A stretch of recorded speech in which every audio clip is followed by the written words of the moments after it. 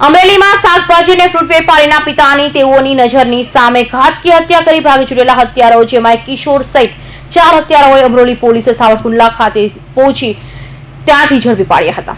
Amroli police પાસેથી મળતી માહિતી મુજબ શાકભાજી અને ફૂડ ટેમ્પામાં વેચવા ગયેલા સનીએ અને તેની પત્ની સાથે આરોપી અલ્પેશ ઓગણિયા સહિતનાઓ ઝઘડો થયો હતો, જેની અદાવત રાખી અલ્પેશ તેના પિતા અને ભાઈઓ સાથે સનીના ઘરે પહોંચ્યો હતો, જ્યાં સનીના પિતા સહિત ભાઈઓ પર જીવલેણ હુમલો કર્યો હતો, જ્યાં સનીના પિતાનું મોત નીપજ્યું હતું। આ હત્યાકાંડ બાદ હત્યારો સુરત છોડી ભાગી છૂટ્યા હતા। બીજી તરફ અમરોલી પોલીસે પણ તપાસ હાથ ધરી હતી અને આરોપીઓનો પીછો કરી સાવરકુંડલા ખાતે જઈ ત્યાંથી હત્યારો અલ્પેશ ભૂપત ઓગણિયા, તેના પિતા ભૂપત અગજી તથા અનિલ સહિત 4ની ધરપકડ કરી હતી।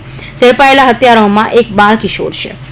અમરોલી પોલીસ સ્ટેશનમાં ગઈ 6 તારીખે કોસાડાવાસમાં એક હત્યાનો બનાવ બનેલો હતો।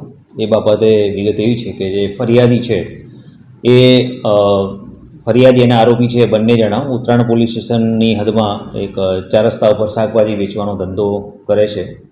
એમાં આરોપી છે જે કાયમી જે જગ્યા પર ધંધો કરતો હશે એની બાજુમાં ફરિયાદીએ પોતાનું શાકભાજી વેચવા માટે ગયા હતા, તો એ બાબતે આરોપીએ એવું કહ્યું હતું કે એમને ત્યાં આગળ આવવું નહીં અને ત્યાં બેસીને ધંધો કરવો નહીં। એ બાબતે એમને બોલાચાલી થઈ હતી, તો એની અદાવતમાં એ લોકોએ સાંજે આરોપી છે એ લોકો ફરિયાદીના ઘરે ગયા હતા અને તલવાર વડે ફરિયાદી અને એના સગા સંબંધી ઉપર હુમલો કરેલો, જેમાં એક જણને પેટના ભાગે તલવાર વાગવાથી મોત થયેલું છે અને બીજા 2 જણને ઈજા થયેલી છે।